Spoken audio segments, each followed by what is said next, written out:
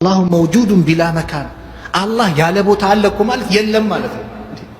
ነቢዩ ሰለላሁ ዐለይሂ ወሰለም ያችን ጃሪያ ጠየቋል። አይነ አላህ አላህ የት ነው? አይነ የሚለው ቃል እኮ ቦታን እኮ ነው የሚያመላክተው። አላህ የት ነው አላት። ፊሰማ ከሰማይ በላይ ነው። እንደ መጨረሻ ማለት ነው እናሳጥረውና አላህን በቦታና በአቅጣጫ አንድ ሰው ከገለጸ እስልምና ውስጥ ይቆያል። በመግቢያ ላይ እንደሰማችሁት አላህ ነው ያለው ለሚለው ምላሽ ሲሰጥ ከሰባተኛ ሰማይ በላይ ከአርሽ በላይ ነው አለ አንደኛው። ተቀዳሚ ሐጂ ሙፍቲ ያረፉት ደግሞ እሳቸው ሲጠየቁ አላህ ከአርሽ በላይ ነው የሚል ካለ ከእስልምና ይወጣል፣ አላህን በቦታ የሚገልጽ ካለ ከእስልምና ይወጣል አሉን። ይሄ መጽሐፍ ደግሞ ቁርአን በአማርኛ ትርጉም እንደዚህ ይለናል። ገጽ 307 ላይ ኃያሉ አላህ ከአርሹ በላይ ስለመሆኑ እመሰክራለሁ፣ አርሹም ከሰማይ በላይ ነው፣ ወደ ፈለገው ፍጡር በፈለገው መልኩ ይቀርባል። ኃያሉ አላህ ወደ ምድር ሰማይ በፈለገው ሁኔታ ይወርዳል ይለናል። ከሰባተኛ ሰማይ በላይ አርሽ አለ፣ ከዛ በላይ ነው አላህ እና በፈለገ ሁኔታ ወደ ፍጡራን ይወርዳል። ሁሌም ከሌሊቱ 1/3 ይወርዳል ይለናል። እንዴት ነው በፈለገ ሁኔታ ሊወርድ የሚችለው የሚለውን ደግሞ ቢያን አልተልቢስ ላይ ኢብኑ ተይሚያ ያደርሚን ምን ይለናል? የሱን እንዞ እርሱ ይላል አላህ በሻ ጊዜ ኖሮ በትንሽ ትንኝ ወይንም ደግሞ በወባ ትንኝ ጀርባ ላይ ይረጋጋል ወይንም ያርፍ ነበር። እርሷም በእርሱ ኃያልነት በረቂቅ ጌትነቱ እርሱን አጅባ ቀናትን ነበር። ታዲያ ከሰማያትና ከምድር የሚበልጠው ታላቁ አርሽ ላይማ እንዴት አይሆንም ይላል።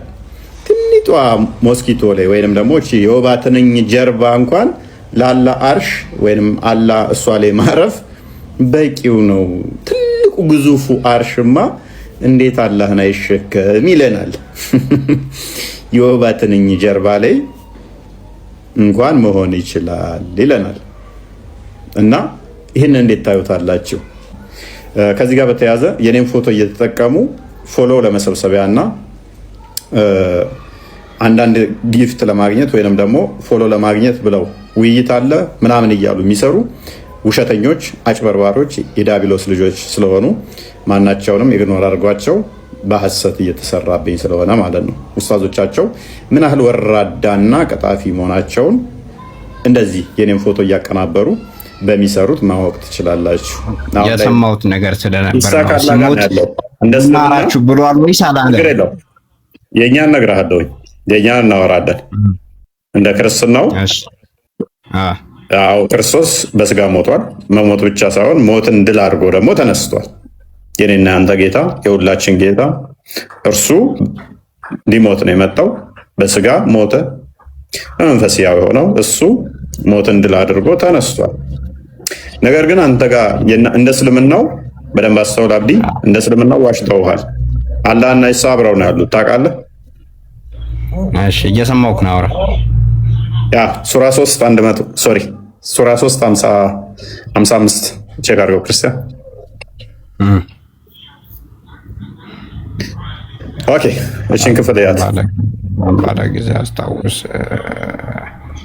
ኢሳ ሆይ እኔ ውሳኔህን ወደ እኔም አረብኛውን ብታረግለትስ? አረብኛ የሚያነብ ስለሚመስለኝ አረብኛው በጣም ግልጽ ነው። እሺ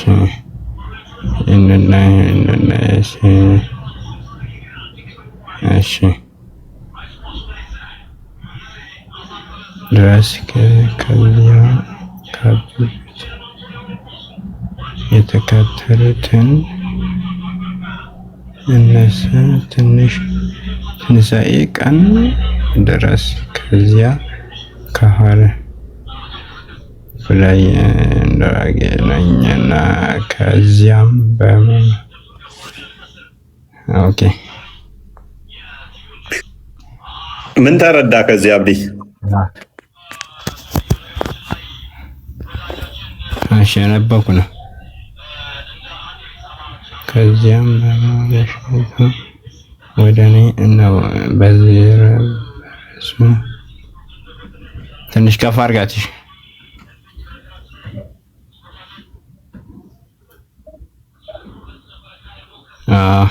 ወርዳለሁ በነዘራችሁ ነገር በመካናችሁ ፈርዳለሁ።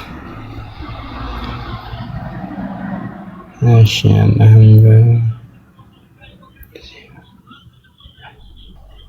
እያነበብክ ነው እየቆጠርክ ነው? አንተ አንብለት ያንባብ ነው ድሮ እንደ አላህም እያለን ምናነብ ድሮ ነበር። አላህም ባለ ጊዜ አስታውስ ኢሳ ሆይ እኔ ወሳጅህ ወደ እኔም አንሺህ ነኝ ይላል። ቁም ነገሩ ያለው እዚህ ላይ ነው። እዚህ ላይ ቆመህ ትመልሳለህ። እኔ ወሳጅህ ነኝ ወደ እኔም አንሺህ ነኝ ማለት ምን ማለት ነው አብዲ? እኔ ወሳጅህ ነኝ እኔም አንሺህ ነኝ ማለት ያው እኔ ወደ እኔ ትመለሳለህ እንደማለት ነው። ወዴት ነው ያለው አላህ? አላህማ የሁሉም ከኛ በፊት እኮ የተፈጠረ እኮ ፈጣሪ ማለት አላህ ነው። አላህ ደግሞ ከኛ ወዴት ነው ያለው? ሰባተኛ አላህ ያለው ሰባተኛ ሰማይ ላይ ነው። አላህ ኢሳን የሚወስደው ወደ የት ነው? ወደ ማን ነው የሚወስደው? ነብሱን ነው የሚወስደው። የሰው ልጅ ምኑንም ይሁን ወደ ምንድን ነው የሚወስደው? ወደ ምንድን ነው የሚወስደው? ምኑንም ቢሆን ችግር የለውም። ሰማይ ይወስደዋል። ስለዚህ ከአላህ ጋር ነው ያለው ማለት ነው። ስለዚህ ከአላህ ጋር ነው ያለው ማለት ነው። ኢሳን ሲወስደው ኢሳን ሲሞት ወደ ነፍሱን ወደ ሰባተኛ ሰማይ ይወስደዋል። ነፍሱን አላህም ያለ ሰባተኛው ሰማይ ነው። ስጋውን ወደ መሬት ነው የሚቀብረው። ነፍሱም ይሁን ችግር የለውም። አላህም ያለው ሰባተኛው ሰማይ ነው። ኢሳም ያለው ሰባተኛው ሰማይ ነው። ተመሳሳይ ናቸው ማለት ነው። ተመሳሳይ ናቸው ማለት ነው። አብረው ነው የሚኖሩት። ሰባተኛ ሰማይ ላይ ያለው ነፍሱን ነው የሚወስደው። ስጋው ወደ መሬት ነው የሚቀበረው። ችግር የለውም። ስለዚህ ሰባተኛ ሰማይ ላይ ሁለቱም አሉ ማለት ነው አይደለም? ሰዓት ላይ ይቀሰቀስልህ ላይ ወመልቂያ ማገድ ላይ ይቀሰቀስልሃል። ኢሳ ሞቶ ተቀበረ የሚል የመጀመሪያው ሙስሊም ነው። በነገራችን ላይ አንተ ከፍራል ከፍራል የመጀመሪያው ማለት ነው ባላቸው ብሏል ማለት ነው። ሲምፖቲክሮላች አረ ሰባተኛ ሰማይ ዛሬ ሞጣ ነበረ ትዝ ያለኝ። አብዲ ሰማል አብዲ ይሰማኛል ወይ? ያ ስለዚህ አንተ ኢሳ ሞቷል ብለህ ነው የምታምነው አይደለ? ኢሳ ሞቷል። ኢሳ የነብዩላህ መልእክተኛ ነው አሁንም ቢሆን። ኦኬ ስለዚህ ሞቷል። በእናንተ የመጣው እኮ ይቀጣል። እሱ ራሱ በእኛ ምክንያት እሱ ይቀጣል። የመጨረሻ የቂያማ ቀን በእናንተ የመጣ እሱ ይቀጣል። ኢብራሂምና እሱ የቂያማ ቀን መሐመድ በራሱ ኃጢአት አይቀጣም። ኢሳና ኢብራሂም ግን ባላጠፉ ኢብራሂምና እሱ ጥላ ይዘው ይመጣሉ። የመጨረሻ ቀን የቂያማ ቀን ጥላ የሚይዙት እነሱ ናቸው። ዝናብ እንዳይዘንብ ነው ፀሐይ እንዳያቃጥል። የሰው ልጅ ፀሐይ ትቀርባለች። የሰው ልጅ በላብ የሚሞት አለ። በላብ ማለት ግን ፀሐይ የኩል መኳያ ያህል ነው። እንዲህ ነው የምቀርበው አይደለ? ትቀርባለች።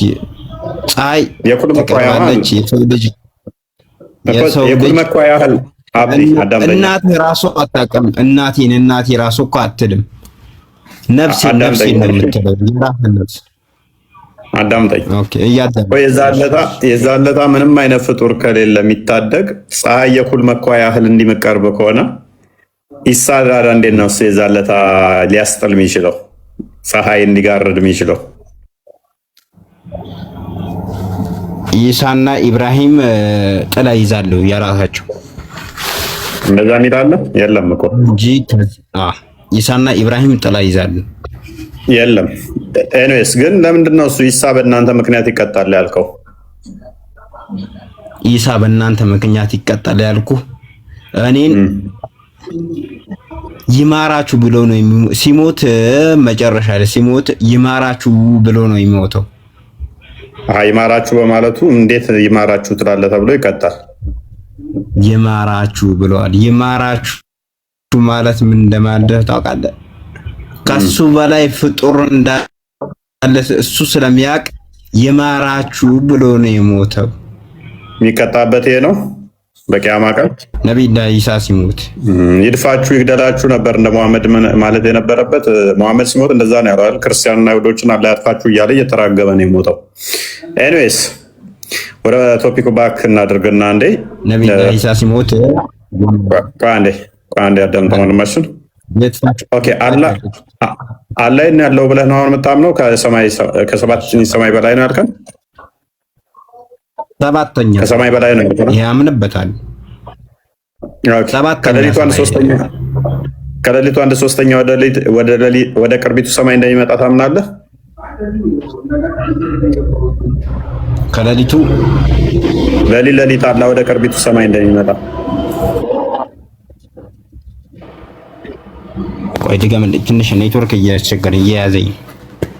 አላህ ሌሊት ወደ ታች እንደሚመጣ ታምናለህ ወይ? ወደ ቅርቢቱ ሰማይ አይደለም። አልሰማም፣ አይሰማም። እኔ ይሰማል። ድምጽ ትንሽ እየያዘው ሌሊት አላህ ቀጥለሽ ይሰማል በደንብ አብዲ። አላህ ሌሊት ወደ ቅርቢቱ ሰማይ ይመጣል ብለህ ታምናለህ ወይ ነው ጥያቄው?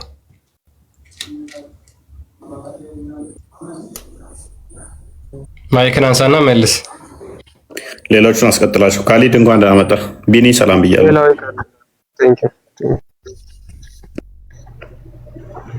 ሰላም ብያለሁ። መስገኑ ቀጥሉ። ካሊድ ይሰማል? ይሰማል። እንኳን ደህና መጣ። እንኳን ደህና ቆያችሁ። መልካም። አላህ ያለው ብለህ የምታምነው? ከእርሽ በላይ ነው። አርረህማኑ ዐለል አርሽ እስተዋ ይላል ቁርአን። ከእርሽ በላይ ነው። በምኑ?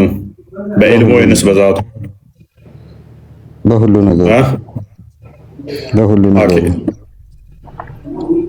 በዛት ሚል አለ። አርረህማኑ ዐለል አርሽ እስተዋ ቢዛቲሂ ሚል አለ። አርረህማኑ ዐለል አርሽ እስተዋ ይላል። አላህ ከአርሽ በላይ መሆኑን ነው እኛ የምናውቀው።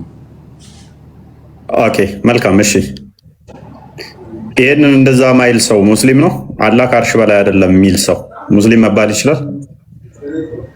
የማይል ነው ወይስ የሚል? እኔ ሙስሊም ነኝ፣ አላህ ከአርሽ በላይ ነው ብዬ ነው ትላለህ። እኔ ደግሞ አላህ ከአርሽ በላይ አይደለም ሰንበዲ የሚል ባገኝ እሱ ሙስሊም ነው ማለት እንችላለን? አላህ ከአርሽ በላይ አይደለም ከአርሽ በላይ ተብሎ አይባልም ቢል ክዷል ነው እኛ የምንለው። ስለዚህ ከእስልምና ወጥቷል። ቁርአኑ እኮ ነው አርረህማኑ ዐለል አርሽ እስተዋ ያለው ቁርአኑ ነው። የአላህን ቃል ካዴ ሰው ካዲ ነው የሚባለው። ያ ካዲ ስለዚህ ገነት ነው የሚገባው ገሃነም? ካዲ ያው ገሃነም ነው የሚገባው። ክዷል ኦልሬዲ አላህን ስለ ካዴ። መልካም እሺ። አላህ ከአርሽ በላይ የሆነው መቼ ነው? መቼ ነው አልተባለም። ኦኬ አላህ ከአርሽ በላይ ነው ብለው ያስተማሩ ነቢያቶች አሉ? ነቢያቶች በሙሉ አላህ ከአርሽ በላይ ነው ብሎ ነው የሚያምነው።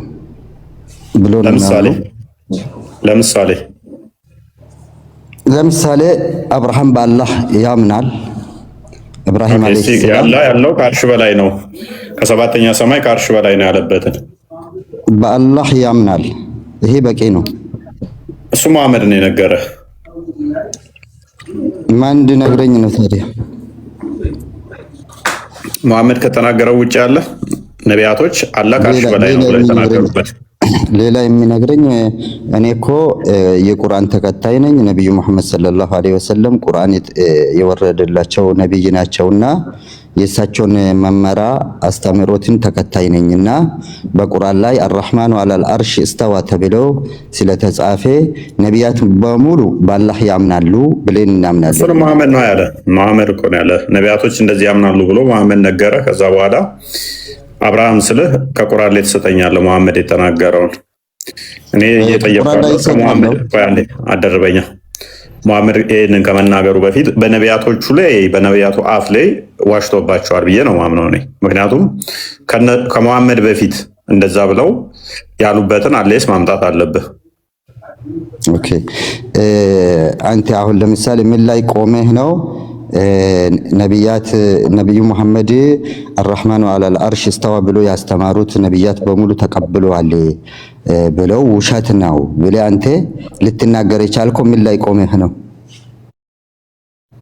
የነቢያት አስተምሮ ላይ ቆሜ። የት አለ የነቢያት አስተምሮ ይሄ ውሸት ነው የሚል? ምክንያቱም የትኛውም ነቢይ አላህ የሚባል አካል ከሰባተኛ ሰማይ በላይ ከአርሽ በላይ ነው ያለው ብለው ስላላስተማሩ። ኦኬ ምን ብለው ነው ያስተማሩት አለ ነቢያት? ነቢያቶቹ በሁሉ የሞላ እግዚአብሔር እንደሚያመልኩ ነው የነገሩን እንጂ ከአርሽ በላይ ነው ያለው ብለው አልነገሩንም። ከፍጡራኑ እንደው ተነጥሎ የሆነ ቦታ ተደብቆ የተቀመጠ አምላክ አልሰበኩም። ኦኬ በሁሉ ላይ የሞላ በሁሉ ላይ ለምሳሌ ኤርሚያስን ትንቢተ ኤርሚያስን አንዴ ክፈትለት ቁጥር 23 ምዕራፍ 23 ቁጥር 31 አካባቢ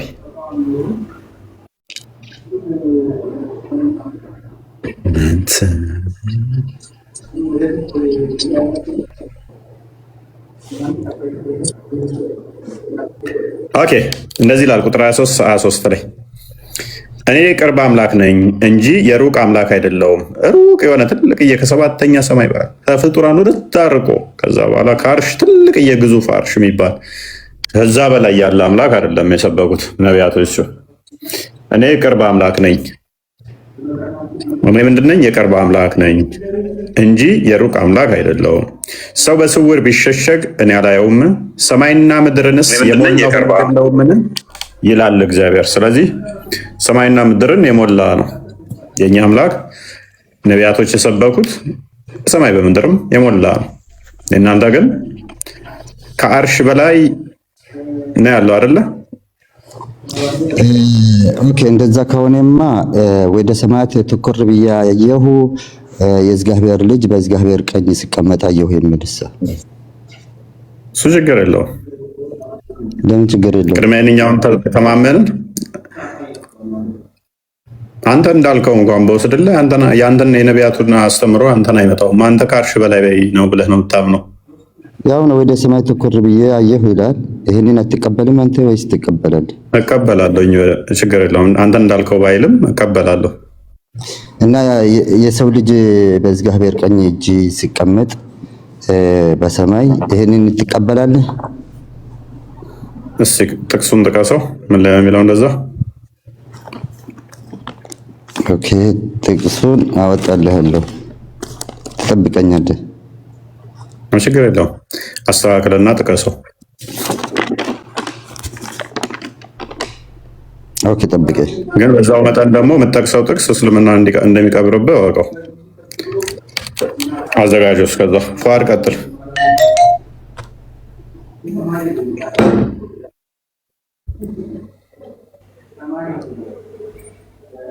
ፏድ አለ።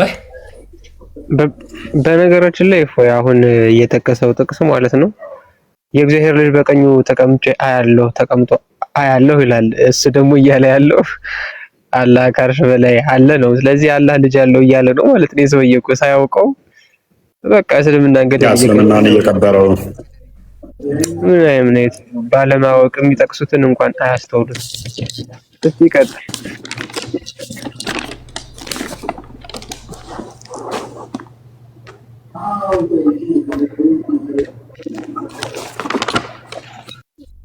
ካሊድ አመጣ።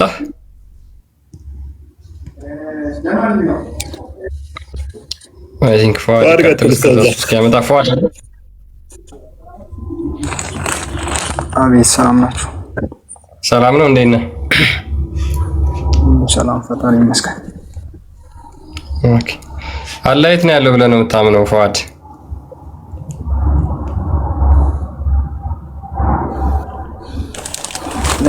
አንድ ጥያቄ ነበረኝ። ይህን ጥያቄ መመለስ ትችላለህ? መጀመሪያ እኔን ጥያቄ አስመለሰው። ይመለስልሃል። ቶፒካችን ላይ እንቁምና እስኪ አላህ የት ነው ብለው ነው ያስተማሩ አንተን?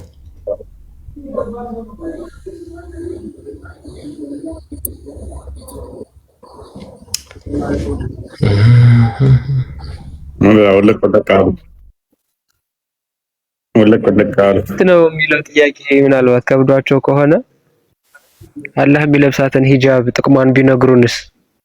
ስለሷ ምናልባት አንድ ቀን እንገባበት ይሆናል በርግጥ እግዚአብሔር ከፈቀደ። ብዙ ሰምቶት የማያውቅ ሰውም ሊኖር ስለሚችል አላህ የሚለብሳት ሂጃብ እንደሚለብስ አላህ ያው አብዛኞቻችሁ ታውቃላችሁ ብዬ አስባለሁ። ጥቅሟንም በዛው እንዲነግሩን። የሚለብሳት ሂጃብ ከፍጡራን ወገን ናት ወይስ ካልተፈጠሩት ከአርሾ ከምናምን ወገን ናት የሚለውንም በዛው እንዲያስረዱን እናደርጋለን። ዛሬ ግን ከቻላችሁ ስለ አርሾ መልሱ። ማትችሉ ከሆነና አቅማችሁ የማይፈቅድ ከሆነ ግን እንግዲህ ኒውት እያደረጋችሁ ትወርዳላችሁ፣ እኛ እናብራራላችኋለን ማለት ነው። ካልሆነ ቃል ኔትወርክ ይሰራል። ሰላም ብያለሁ። ያ ሰላም ብለናል። ቃል ሀሊማ አላህ የት ነው ያለው ብለሽ ነው የምታምኚው? ልጠይቅ ስለሆነ የገባሁት አንድ ሁሌ አንቺ ጥያቄ ነው የምትጠይቂው፣ ትመልሳለሽ። ሁሌ አንቺ ጥያቄ ነው። ገና እየገባሁ ነው። ተረጋጋ። መቼስ ጀመዝ ሊገብቻ አላውቅም። መልሳለሽ።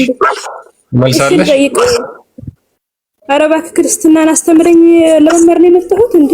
የት ነው ያለው? ያስተማሯችሁን እስልምና እስኪ አስተምሩ።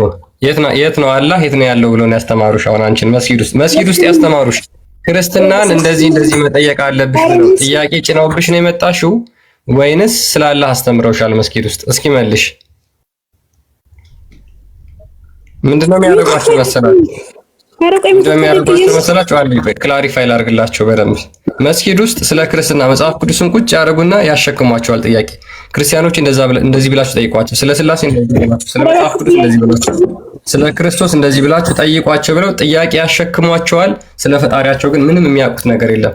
ከዛ እስልምና ውስጥ የሚቆዩት እንዴት ነው? አንቀው ክርስትና ላይ በማውቃት ነው ማለት ነው። ጥያቄ ስላለኝ ነው ወይስ ስለ ክርስትና አንተ ስለምን ማስተማር አትፈልግም? እንዴንሽ ወደ ክርስትና በጣም ነው የምፈልገው። እኔ በጣም ነው ስለ ክርስትና ደስ እያለኝ ነው ማስተማረው። ኢቭን እኮ ጥያቄ ላይ አይደለ ጥያቄ መልስልኝ እንማር። እኔ ገና ተረጋጊ ፕሊስ፣ አንዴ ተረጋጊ። ምንም አታውቂም ስለ እስልምና? ቆይ አንዴ፣ ስለ እስልምና ምንም አታውቂም? አንዴ ቆይ፣ ወይም ጥያቄ ካላችሁ ደግሞ መታችሁ አብዲ ሸጎሌ ተመለስ። ስለዚህ ጥያቄ ስላለ ጥያቄ መልሱልኝ፣ አስተምሩ። ልማር ነው የመጣሁት። እሺ ትንሽ ጠብቂ፣ በቃ ትጠይቂያለሽ። እሺ አንዴ ትንሽ ጠብቂ፣ ትጠይቂያለሽ። ኦኬ አብዱ እንኳን ደህና መጣ። አብዱ ይሰማል? የኔን ጥያቄ አትመልሱልኝም?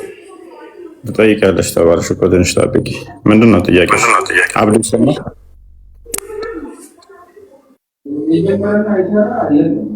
ምንድን ነው ጥያቄሽ? እሺ ስለ ስላሴ ትንሽ እንድታስረዳኝ ነበር። ምንድን ነው ስላሴ ላይ ጥያቄሽ? ኦኬ ስላሴ ላይ ጥያቄ፣ ስላሴ የነቢያት አስተምሮ ነው ወይ የሚል ነው ወይ የማይገባ? እሺ አንድ ነብይ አምላክ አንድም ሶስትም ነው ብሎ የሰበከ ካለ ማስረጃ ምንድነው? አንድም ሶስትም። እሺ በቃ ከዚህ በፊት ስለ ስላሴ ስለማላቅ ስላሴ ማለት ምን ማለት ነው አንተ ንገረኝ፣ እኔ ስለማላቅ። ኦኬ ስላሴ ማለት ምን ማለት ነው? ስላሴ ማለት እንትና ትሄድበታለህ ታላቁ ምናልባት እንደው ቶፒኩን እንዳታስቀይረን የተወሰነች ደቂቃ እንንገራትና ወደ ቶፒካችን እንመለሳለን።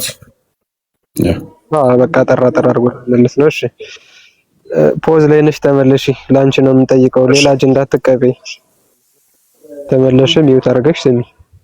አሊማሽ ስላሴ ማለት ሶስትነት ማለት ነው። ቀጥታ ቃሉ ሲተረጎም ልዩ ሶስት ማለት ነው። በአንድ መለኮታዊ ባህሪ ውስጥ ያሉ ሶስት ህልዋን አካላትን የሚያሳይ ነው።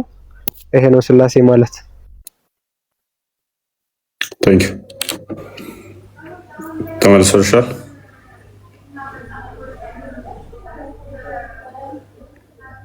ሀሊማ አለውኝ ነኝ ለፈንት ያ ናችሁ። ሰላም ክርስቶስ ይብዛላችሁ። ሰላም ልበላችሁ። በዚሁ አጋጣሚ ሁላችሁንም ሰላም ብያለሁ። ሰላም ብያለሁ። ሁላችሁም ሰላም ብለናል። መልካም ኦኬ። እሺ አብዱ ይሰማል?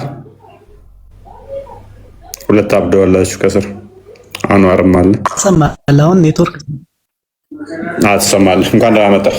ትንሽ ኔትወርክ አስቸግራኝ ነው። ይሰማል አሁን ላይ? አሁን እኔ ይሰማል። እንኳን ደህና ቆይ። ተቆጥቶብኝ ነበር። አንዴ ልጨርስም። አብዱ ይቀጥል ወንድሜ።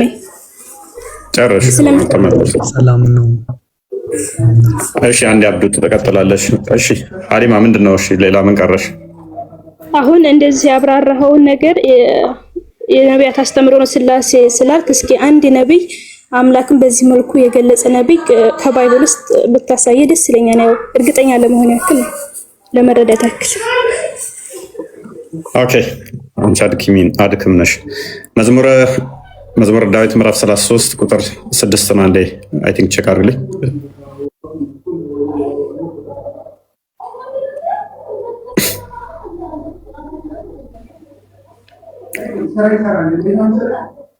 ኦኬ በእግዚአብሔር ቃል ሰማያዊ ጸኑ፣ በእግዚአብሔር ቃል ሰማያዊ ጸኑ፣ ሰራዊታቸው ሁሉ በአፉ እስትንፋስ ይላል አይደል? ስለዚህ ለስላሴ ማስረጃዎቹን አልገባም።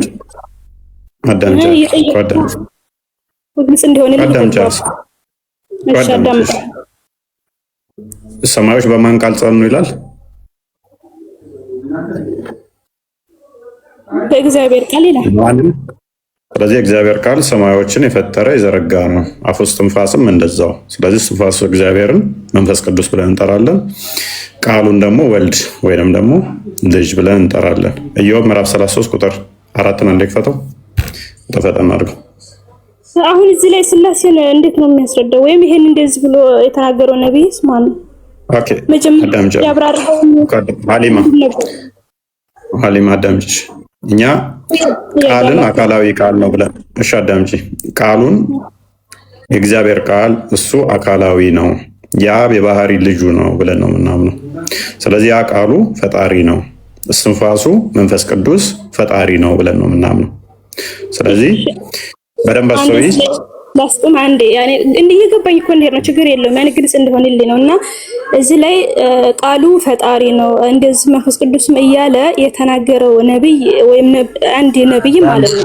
እንደዚህ የተናገረው ያው ፊት ለፊትሽ የእግዚአብሔር መንፈስ ምን አለኝ ይላል። የእግዚአብሔር መንፈስ ምን አለኝ ይላል። ፈጠረኝ ይላል። አዳ መንፈስ ፈጠረኝ እኮ አይደለም የሚለው እግዚአብሔር ነው። ፕሊዝ የእግዚአብሔር መንፈስ ምንድን ነው? ፈጣሪ ነው ፈጣሪ አይደለም? የእግዚአብሔር ከሆነ ይሄው እየተናገረ ፈጠረኝ ይላል። ግን መንፈስ ከሆነ ያልከው እዚህ ላይ መንፈስ ፈጠረኝ የሚል አዳም ዝም ብሎ መንፈስ አይደለም። የእግዚአብሔር መንፈስ ፈጠረኝ፣ ሁሉን የሚችል የአምላክ እስትንፋስ ህይወት ሰጠኝ። ህይወት የሚሰጠው ማን ነው እህታችን? የአምላክ ነው። የአምላክ እስትንፋስ ነው እንጂ እስትንፋስ ህይወት ሰጠኝ የሚል የለም። አዳምጪ ፕሊስ አዳምጪ። ወይደምኮ የአምላክ እስትንፋስ ህይወትን ይሰጣል አይደለ? አዎ የአምላክ የሚለውን አስመልክታ ችግር የለውም እኮ አዳምጪ። የአብ የባህሪ ህይወቱ እስትንፋሱ መንፈስ ቅዱስ ብለን እንጠራለን። እሱን ህይወት ይሰጣል፣ ይፈጥራል፣ አካላዊ ነው ብለን እናምናለን። የአብ የባህሪ ቃሉ ልጁ እሱ ይፈጥራል። ልክ አንቺ ቁርአን ያለ ቃል ነው ፍጡር አይደለም ብለሽ እንደምታምኚ እኛም ደግሞ ምን እናምናለን? የእግዚአብሔር ቃል እርሱ አካላዊ ነው፣ ዝሮ አይደለም፣ እንደ ሰው በአየር ላይ የሚፈስ ዝሮ አይደለም፣ መፍጠር የሚችል አካላዊ ነው። ስለዚህ የእግዚአብሔር ቃል ፈጠረኝ፣ እግዚአብሔር ቃል ፈጠረ ሰማዮችን ሲል ቃሉ ፈጣሪ ነው፣ እስትንፋሱ ፈጣሪ ነው። ስለዚህ ምን እናምናለን? ግልጽ ያልሆነልኝ እኮ የጠየኩት የምንግባባው እዚህ ላይ የእግዚአብሔር መንፈስ ፈጣሪ ነው የሚለው ወይስ መንፈስ ራሱን ችሎ ፍጡር ነው ወይም ፈጣሪ ነው ይላል? እዚህ ላይ ባመጣው ጥቅስ መሰለኝ እኛ ፍጡር ነው ለማህታችን መንፈስ የእግዚአብሔር መንፈስ ፍጡር ነው እንላለን እንዴ? የእግዚአብሔር የባህሪ ህይወቱን እኮ ነው። አዳምጪሽ፣ የባህሪ ህይወቱ የባህሪ እስትንፋሱ አካላዊ ነው፣ መፍጠር የሚችል ነው። በደንብ አስተውይ። ስለዚህ እግዚአብሔር የአብ የባህሪ ህይወቱ የአብ የባህሪ እስትንፋሱ ፍጡር ሳይሆን ፈጣሪ ነው፣ የሚፈጥር ነው። ስለዚህ ፈጠረኝ ሲል የአላህ እስትንፋሱ ፍጡር ነው እንደ እህታችን አይደለም። ወደዛ እንሄዳለን። እስልምና ላይ ለመጠየቅ ስለሆነ የምንመጣው። ስለዚህ ተረጋጊ። አዳምጪሽ እግዚአብሔር መንፈስ ፈጣሪ ነው ማለት ይለያል ወይስ አይለያይም? ኦኬ፣ እንደዚህ አድርገሽ ነው አንቺ እያሰብሽ ያለሽው። ሶስት የተለያዩ ዲስቲንክት የሆኑ እንደኔ እንደ አንቺና እንደ ታላቁ ጅብሪል እርስ በርሳቸው ማይገናዘቡ ዛጋ ቁጭ ያሉ አካላትን እየፈለግሽ ነው። እኛ ምን እናምናለን መሰለሽ? አንዱ በአንዱ ህልው ናቸው፣ በኩነት ይገናዘባሉ ብለን እናምናለን። ስለዚህ አንዱ በአንዱ ህልው መሆናቸውን ስለምናምን አንዲት መለኮት አለች ብለን ስለምናምን በአካል ሶስት ብንልም በመለኮት አንድ ብለን ስለምናምን አንቺ እየጠበቅሽ ያለሽው 3% ዲስቲንክት የሆኑ በማንነትም በምንነትም የተለያዩ የተነጣጠሉ እንደዛ እየጠበቅሽ ስለሆነ ነው። ኤኒዌይስ ክርስቲያን ተነበቃለ ቀጥልሽ። እሺ በአካል ስንት ነው? አሁን በተናገረው መሰረት በአካል ላንብብልሽ። ያው ምናልባት ይሄ በጣም ግልጽ ይመስለኛል። የጥቅስ መጽሐፈ ጥበብ ምዕራፍ 1 ቁጥር 7 ላይ ምን ይላል መሰለሽ? የእግዚአብሔር ሕይወቱ መንፈስ ቅዱስ በዓለም መልቷልና ዓለምን ሁሉ የፈጠረ እርሱ ነገራቸውን ፈጽሞ ያውቃል ይላል። ስለዚህ የእግዚአብሔር መንፈስ ምንድነው ማለት ነው? ፈጣሪ ነው። ልክ ቃሉ ፈጣሪ እንደሆነው መንፈሱም እንደዚሁ ፈጣሪ ነው። ነገር ግን አካላዊ ነው ብለን እኛ እናምናለን። እግዚአብሔርና መንፈሱ ይለያያሉ ወይስ አይለያዩም? እዚህ ላይ በመለኮት አንድ ነው ጨዋታችን። ማለት እግዚአብሔር የሚለው ውስጥ መንፈስ ቅዱስ አይካተትም ማለት ነው። ያኔ እግዚአብሔር የሚለውና መንፈስ የሚለው የተለያዩ ናቸው። በመጣው ጥቅስ መሰረት ትንሽ ግራ ስለገባኝ ነው። በምንድን ነው ሳይለያዩም ይለያያሉ የምትይው? የእግዚአብሔር ሕይወቱ መንፈስ ቅዱስ በዓለም መልቷልና ዓለምን ሁሉ የፈጠረ እርሱ ነገራቸውን ፈጽሞ ያውቃልና ይላል። እዚህ ላይ የእግዚአብሔር አለና መንፈስ ቅዱስ አለና እግዚአብሔርና መንፈስ ቅዱስ የተለያዩ ናቸው ወይ ነው ጥያቄ። ኦኬ፣ ያለሽ እኛ ሶስት አካል እናምናለን ታላቁ ብሎሽ ነበር ቅድም። ስላሴ ማለት ሶስትነት ብሎ ሲነግርሽ ሎክ በኩነት አስተምሮ ምን እናምናለን መሰለሽ? ልብ፣ ቃልና እስትንፋስ ብለን እናምናለን። ስለዚህ እግዚአብሔር ወይንም ደግሞ አብ ቃል አለው፣ የባህሪ ቃል አለው። ሚዩት አይደለም፣ ወይንም ደግሞ ልክ እንደ ዲዳ አይደለም። ቃሉም ደግሞ እንደኔና እንዳንቺ ድምፀት አይደለም። የባህሪ ቃል አለው። ያ ቃሉ ፈጣሪ ነው። የአብ የባህሪ ቃሉ ፈጣሪ ነው። አምላካችን ሙት አይደለም፣ እንደ ድንጋይም ግዑዝ አይደለም። የባህሪ ህይወት፣ የባህሪ እስትንፋስ አለው። ያ እስትንፋሱ መንፈስ ቅዱስ ተብሎ ይጠራል። ኦኬ፣ ስለዚህ እስትንፋስ እግዚአብሔር ተብሎም ይጠራል። ስለዚህ በአዳምጠኛ አደረብኝ በአካል ይለያሉ፣ በአካል አንድ ነው ብለን አናምንም። ስለዚህ የባህሪ ህይወቱን መንፈስ ቅዱስ ወይንም እስትንፋስ እግዚአብሔር ብለን እንጠራለን። የባህሪ ቃሉን ደግሞ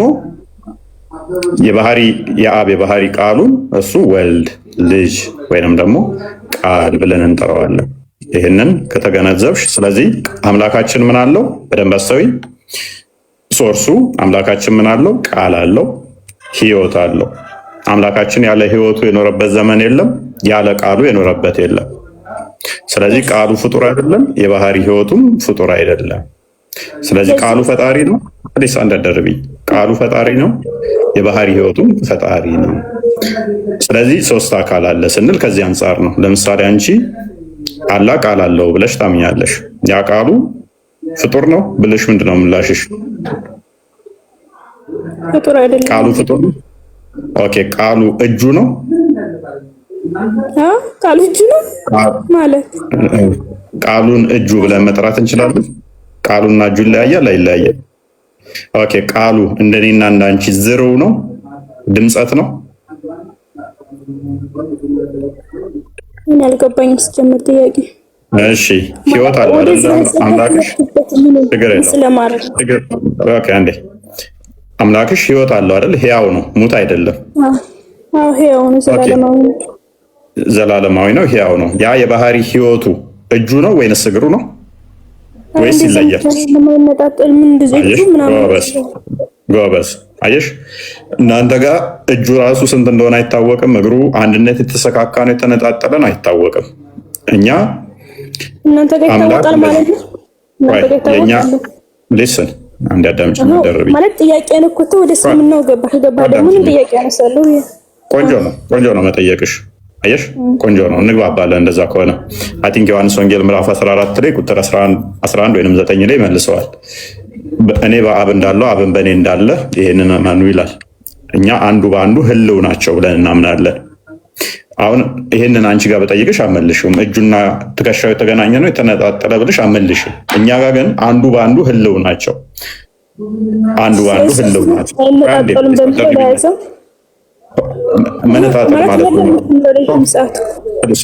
መነጣጠል ማለት ምን ማለት ነው?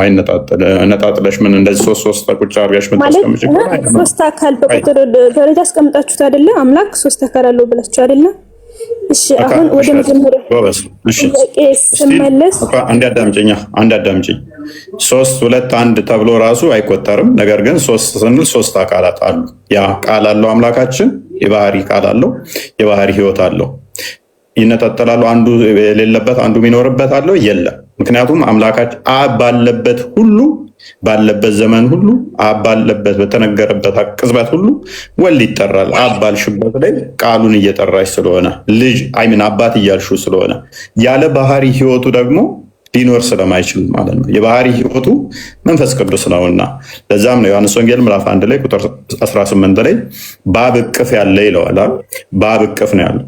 ስቲል በምድር ቢገለጥ በአብ እቅፍ ስቲል ነው። ስለዚህ እነዚህ ተነጣጥሎ ሶስት ቁጭ ያሉ እንደናንተ አድርገሽ አትሳዩ። እኛ አምላክ ፓርቶች ኖረውት ሆሉ በፓርቶች የተገነባ ነው ብለን አናምንም። ፓርቶቹ ሆሉን የገነቡት እንደዛ ስለማናምን፣ ስለዚህ እጅግር ምናምን ነገሮች ተገጣጥመውለት እነኛ ፓርቶቹ ከዛ ሆሉን ገንብተው ሶስት እንደዛ የተገነባ ስለሌለ ማለት ነው። ስለዚህ በቃ ሎንግ ስቶሪ ሾርት አምላካችን ቃል አለው፣ ቃሉ ፈጣሪ ነው። አምላካችን የባህሪ ህይወት አለው፣ የባህሪ ህይወቱ ፈጣሪ ነው። ስለዚህ 3 ስንል ከዚህ አንጻር ነው። አንድ መለኮት፣ አንዲት አገዛዝ፣ አንዲት ስልጣን አለ። ዳሴት ወደ ቶፒክ መልሰው ክርስቲያን። ስለዚህ አንድ አካል አንድ አምላክ 3 አካል አለ ማለት ነው አይደለ? ይሄን ልረዳ ያለ ነው አንድ አምላክ አንድ ብቻ መጨረሻ ያኔ አምላክ 3 አካል አለው አይደለ? በዚህ ላይ ልረዳ። ኦኬ አምላክ 3 አካል አለው። እንደዚህ ቃል በቃል እናንተ እንዳልከው አምላክ 3 አካል አለው ብሎ ያስተማረ ነብይ ካለ ደግሞ ይበልጥ ግልጽ እንደሆነልኝ ተሰጠኝ መረጃ ተጣነሽ አሳየንሽ። አሁን መጽሐፍ አሳየንሽ። አይ አይደለም ያኔ የተለያየ ቦታ እያመጣችሁ ምናምን ሳይሆን ልክ አሁን አንተ እንዳልከው ለኔ እንደገባኝ አንድ አምላክ 3 አካል አለው ብሎ ያስተማረ ነብይ እንደዚህ ያለ ማለት ነው። ከበስ ስለዚህ ምን ሰጣንሽ? አንዴ ማቴዎስ ወንጌል ምዕራፍ 28 19 ላይ ክርስቶስ ራሱ ነግሮናል። አንድ ሁለተኛ ደጋግሞ ክርስቶስም ይሄንን አስተምሮናል። ዋናው ነገር ፕሊስ አደረብኝ አምላካችን ቃል አለው። ቃሉን ልጅ ብለን እንጠራለን። አምላካችን የባህሪ ህይወት አለው። የባህሪ ህይወትን መንፈስ ቅዱስ ብለን እንጠራለን ብዬ ደጋግሜ ተገባብተናል። 3 የሚለውን የፈለግሽው እንግዲህ ሂዱና አህዛብን ሁሉ በአብ በወልድ በመንፈስ ቅዱስ ስም እያጠመቃችሁ ያዘዘዋችሁን ሁሉ እንዲጠብቁ እያስተማራችሁ ደቀ መዛሙርት አድርጓቸው፣ እኔም እስከ ዓለም ፍጻሜ ድረስ ሁልጊዜ ከእናንተ ጋር ነኝ ብሎ ክርስቶስ ዘግቶልናል። አምላክ 3 አካል ያለው ማለት ነው። አዳምጪኝ። በዛው ግን ተዘጋጂ። አላህ ስንት አካል እንዳለው የነገረሽ ካለ እስቲ ታዘጋጅልናለሽ። አላህ ስንት አካላቶች አሉት?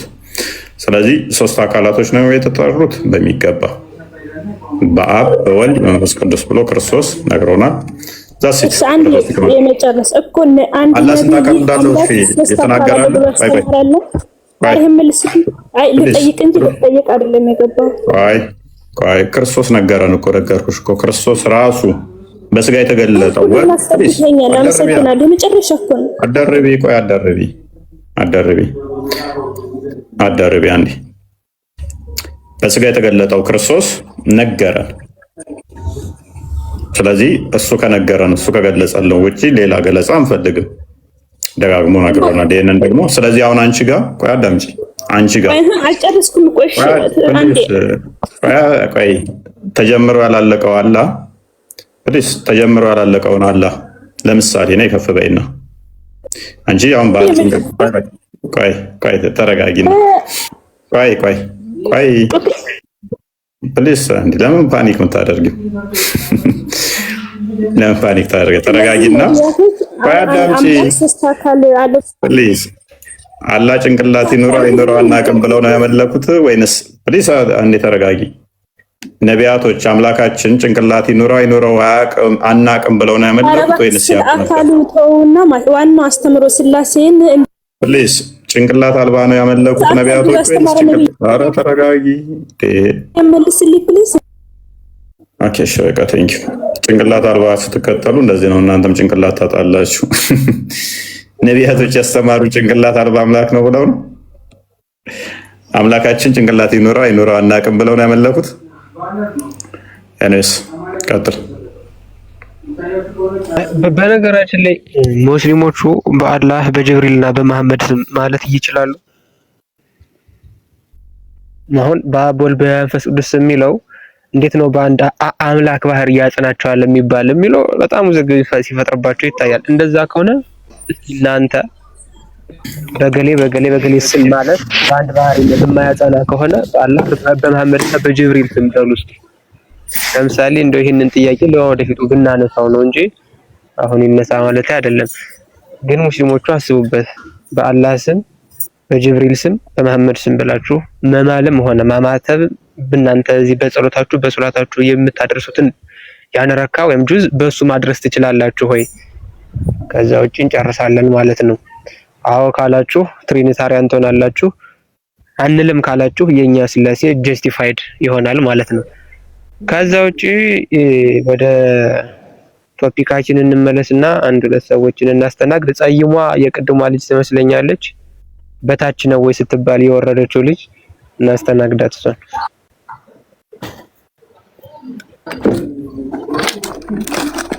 ጸይሟ ተመልሰሻል አለሽ? የለሽም? ጸይሟ ገብታችሁ ዝም አትበሉ፣ ማውራት አለባችሁ።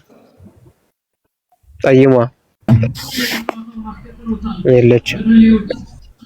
አንዋር ሳለ ቆይ አንዴ ሰብሪሃንት ነው ምናምን አንዋር አለ። አንዋር ኡመር አንዋርም የለም ወይ ጉድ። እሺ ሰብሪን ቀጥል። ቀጠልኩ። ጥያቄ አይደለም ጥያቄ ነው የምትጠይቀው። እንዴት ዋልክ? ሰላም ነው? አልሐምዱሊላህ እግዚአብሔር ይመስገን። አላህ ወዴት ነው ያለው? ከአርሽ በላይ። ከአርሽ በላይ ያለ ምኑ ነው? እንዴት ምኑ ነው? ዛቱ ነው ወይስ ሲፋቱ ነው ወይስ ኢልሙ ነው? ምኑ ነው ከአርሽ በላይ ያለው? ህልሙ ነው እንደ እየነገርኩህ ያለሁት። ህልም ነው እንደ ኢልም ነው ያልኩህ። ህልም ሳይሆን ኢልም እውቀት ማለት ነው በአረብኛ ኢልም። ዛቱ ነው ወይስ ሲፋው ነው ወይስ ምኑ ነው ከአርሽ በላይ ያለው? አምላክ አይታይም። ይታያል ወይ አይደለም ጥያቄ። ከአርሽ በላይ ያለ ምኑ ነው ጥያቄ። እኔ አሁን ይኸውልህ ይኸውልህ ምናምን አትበለኝ። ከአርሽ በላይ ያለ ምኑ ነው? ስላላህ የምታውቀው ነገር የለም? እሱን የራሴ ያውቃለሁ። እኔ ጥያቄ ልጠይቅ ነው ገባሁት። እንደዛ ከሆነ ለኛ ንገረና። ከአርሽ በላይ ያለ ምኑ ነው? አሁን ጥያቄን ትሰማለህ ወይ አትሰማም? ከአርሽ በላይ ያለ ምኑ ነው? ከአርሽ በላይ ያለ ምኑ ነው? እኔ ያው ላንተ ብነግርህ አትረዳም፣ አይገባም። ከአርሽ በላይ ያለ ምኑ ነው? ኢየሱስ ክርስቶስ ከአርሽ በላይ ያለ ምኑ ነው? አንዴ አዳም ኢየሱስ ክርስቶስ ብልት አለው የሚል ሰው ምንድን ይሰማኝ? ባስረዳ ምንድን ይሰማኝ? አንተ አላህማ ብልትም የወንድ ብልትም አለው ማህፀንም አለው ስንት ነገር አለው። አላህ እሱን ደግሞ ማሳየት ይቻላል። እሱን ተወውና አሁን ወደ ቶፒኩ እንመለስ። አንዴ ቆይ ሰብሪን እኔ ላስረዳ። እኔ አንተ ስለማትረዳኝ አንተ ማስረዳት እኔ ጥያቄ ለመጠየቅ ነው ገባሁት። አትረዳኝም። መጀመሪያ ስላላህ መስከራ፣ መጀመሪያ ስላላህ መስክር። ከአርሽ በላይ ያለ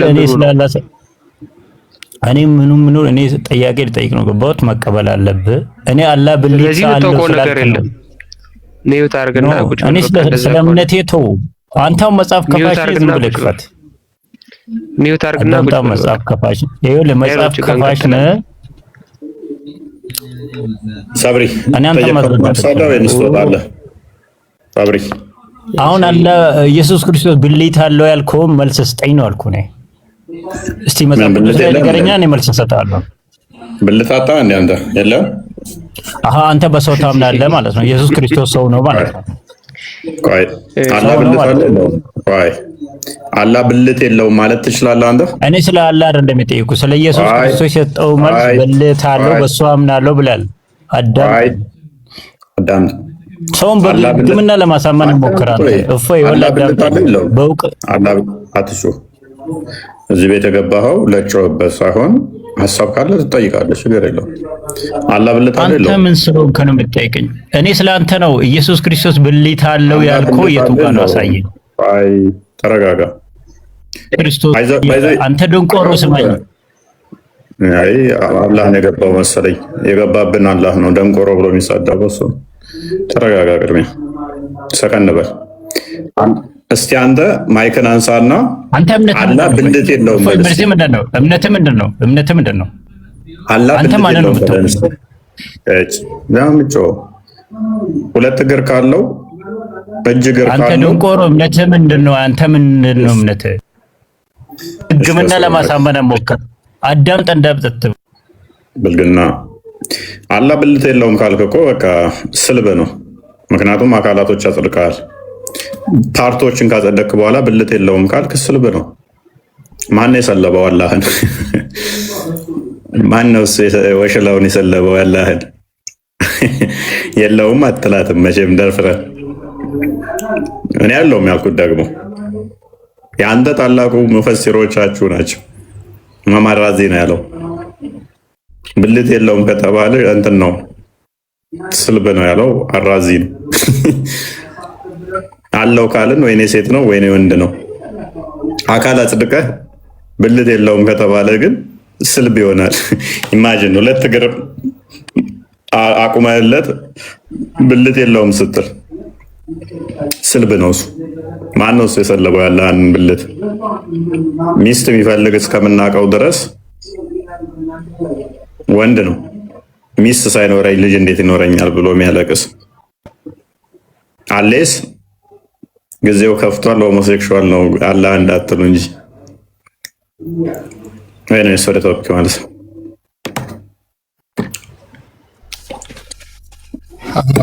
አንዋር ዑመር አለ። ክርስቶስ በስጋ የተገለጠ አምላክ ነው። ክርስቶስ በስጋ የተገለጠ ሕያው አምላክ ነው። ስለኛ የባሪያውን መልክ ይዞ የመጣ ነው። ብልት ሲሉ የምንሸማቀቅ ይመስላችኋል? ማለት ማንኛውም አካል ብልቶቻችን አንዱ ከአንዱ የሚለዩ አሉ። ሁሉም ከብረው የተፈጠሩ ናቸው። እጃችን ከዓይናችን፣ አፍንጫችን ከጥፍራችን፣ ከእግር ጣታችን የሚለይ አይደለም። በክብር የተፈጠርን እስከሆነ ድረስ እነሱ ብልት ትልቅዬ ጸያፍ አድርገውት ነው የሚቆጥሩት። እና ቆርጣ አትለውም እንዴ? ለምን አንጠልጥለህ ትዞራለህ? ለምን አንጠልጥለኸው ትዞራለህ? ቆርጣ አትለው ለውሻ አትሰጠውም እንዴ? እና አላቸው በዝሙት የዞረ ስለሆነ አራት ተፈቅዶለት አንድ ሚስት ያጣ ሁሉ እና አይኑን እና እጁን ሲያየው ደስ ይለዋል፣ ብልቱን ሲያየው ያስጠላዋል ይመስለኛል። እነዛ አትሁኑ። የትኛውም የሰውነታችን ክፍል በክብር የተፈጠረ ነው። ማይገባ ካደረጋችሁበት ምላሳችሁም ከሆነ ገሃነም ሊከታችሁ ይችላል። ቆንጅዬ አይናችሁም ልጠፉበት ትችላላችሁ አላግባብ ከተጠቀማችሁበት። የትኛውም የሰውነታችን ክፍል በእግዚአብሔር ከብሮ የተፈጠረ እንጂ አንዱ ከአንዱ አካላችን የምንሸማቀቅበት የምናፍርበት አይደለም። የሚያሳፍረው ኃጢአት ስንሰራበት ነው። ይሄ እጃችሁ ከሰራችሁበት ወርቅ ልታፍሱበት ትችላላችሁ። ከሰረቃችሁበት ከርቸሌ ልገቡበት ትችላላችሁ። ከሰጣችሁበት ከመጸወታችሁበት ገነን ልገቡበት ትችላላችሁ። ከዘረፋችሁበት ከነጠቃችሁበት ገሃነም ሊከታችሁ ይችላል። ይሄ ምላሳችሁ እልል ካላችሁበት ፈጣሪን ካመሰገናችሁበት በረከትን ልበሉበት ገነን ልገቡበት ትችላላችሁ። ይሄን አንደበታችሁን ከተሳደባችሁበት ከተራገማችሁበት ሰውን ከሰው ካጣላችሁበት ወንጀል ከሰራችሁበት ገሃነም ትገቡበታላችሁ። ይሄ አይናችሁን አይታችሁ መልካሙን ነገር ካመሰገናችሁበት መልካም ከሰራችሁበት የወደቁትን ካነሳችሁበት አይታችሁ ከመራችሁበት አይነ ስውሮችን ወደ ቀናው ካመጣችሁበት ጥሩ ነገር ልታገኙበት ትችላላችሁ። ይሄን አይናችሁን ተጠቅማችሁ ግን ዝሙትን ወይንም ደግሞ ሌብነትን ወይንም ደግሞ ክፋትን በአይናችሁ ከሰራችሁ መጥፊያችሁ ሊሆን ይችላል። የትኛውም የሰውነት አካላችሁ ብልታችሁም ጭምር በጤናማ ሁኔታ አንድ ለአንድ ተወስናችሁ አግብታችሁ ወልዳችሁ ጤናማ ልጅ፣ ካህን፣ ጳጳስ፣ ሞሎክሴ፣ አገር መሪ ልትወልዱበት ትችላላችሁ። አላግባብ ካደረጋችሁት ግን ሜቢ በየቦታው ወልዳችሁ ሜዳ ላይ የምትጥሉት ከሆነ እናትየዋን በረንዳ ወጣ ልጁን በረንዳ ላይ ወድቆ መስትሽ ሚስብ እንትን ሚል እሱም ልጁም ተበላሽቶ እናንተም ተበላሽታችሁ እናንተም ትጠየቁበታላችሁ፣ ልጁንም እናትየዋንም ትጎዱበታላችሁ። ስለዚህ የትኛውም የሰውነታችሁ ክፍል እግዚአብሔር አክብሮ ነው የፈጠረው። አንዱ ከአንዱ ሚናቅ አንዱ ከአንዱ ዋው የሚባል አይደለም። በክብር የተፈጠርን እኛ የክርስቶስ ቤተ መቅደስ ነን። የክርስቶስ እኛ ራሳችን አይደለም ክርስቶስ እኛ ራሳችን የተጠመቅንና ክርስቶስን የለበስን የክርስቶስ ብልቶች ነን። እኛ ራሳችን አንዳችን ለአንዳችን የምንተሳሰብ የከበርን እንደ ማንኛውም ተራ ፍጡር አይደለም። ክቡር ነን እኛ ሰዎች ስንባል። ስለዚህ በአካላችን ልንሸማቀቅበት አይገባም። አልባሌ ካደረጋችሁበት ግን ሊያሳፍር ይችላል። ሌባን ልጅ ያላት እናት ልትከበር አትችልም ማለት ትሸማቀቃለች። ምንም እንኳን እሷ ሌባ ባትሆንም በልጇ ሌብነት የልጇ እጅ ጤናማ ስላልሆነ እና እንደዛ ነው።